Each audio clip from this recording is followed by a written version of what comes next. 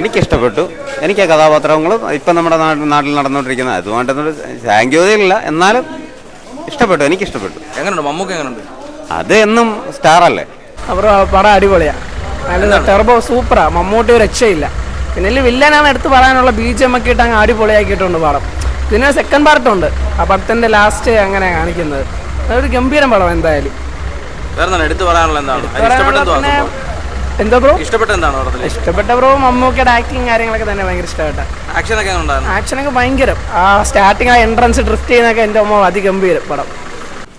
എന്താണ് ഇഷ്ടപ്പെട്ടെന്നാ പടത്തിൽ എടുത്ത് പറയാനായിട്ട്? നല്ല ആക്ഷനാണ്, ആക്ഷൻ നല്ലൊരു ഇതുണ്ട്, വൺ ടൈം വാച്ചബിൾ ആണ്. ലാഗൊന്നും ഇല്ലായിരുന്നു. എല്ലാവരും പറയുന്നുണ്ട് ലാഗൊക്കെയാണെന്ന്, പക്ഷേ ലാഗൊന്നും എനിക്ക് തോന്നിയില്ല. സെക്കൻഡ് ഹാഫ് അടിപൊളിയായിരുന്നു. ഫസ്റ്റ് ഹാഫിനെ കാട്ടി കിടിലാണ് സെക്കൻഡ് ഹാഫ് എന്ന് പറയുന്നത്. ഓരോ സ്റ്റണ്ടായാലും എല്ലാ ക്ലൈമാക്സ് ഒക്കെ അടിപൊളിയായിരുന്നു. ഒരു വിഷയമാണ്. കാരണം വെച്ചാൽ ഈ 73 വയസ്സിലും ഇത്രയും നല്ല പെർഫോമൻസ് കാഴ്ചവെക്കണമെങ്കിൽ പുള്ളിക്കാരുടെ കഴിവ് തന്നെയാണ്. അടിപൊളി പടമായിരുന്നു. കൊള്ളാം, വൺ ടൈം വാച്ചബിളാണ്. ഫുള്ളും ഒരു ഫൈറ്റിന് പറ്റിയ പടമാണ്. ഒരു ഫൈറ്റ് ആശ്രയിച്ച് പോകണവർ കൊള്ളാം. പിന്നെ അവസാനം ഒരു ട്വിസ്റ്റൊക്കെ വരുന്നുണ്ട്. പിന്നെ വിലപ്പടം ഒരു പക്ക ഒരു ഫൈറ്റാണ്. മമ്മൂക്ക തകർത്ത് പൊളിച്ചു. എന്താണ് ഇഷ്ടപ്പെട്ടെന്തോ പടത്തിൽ?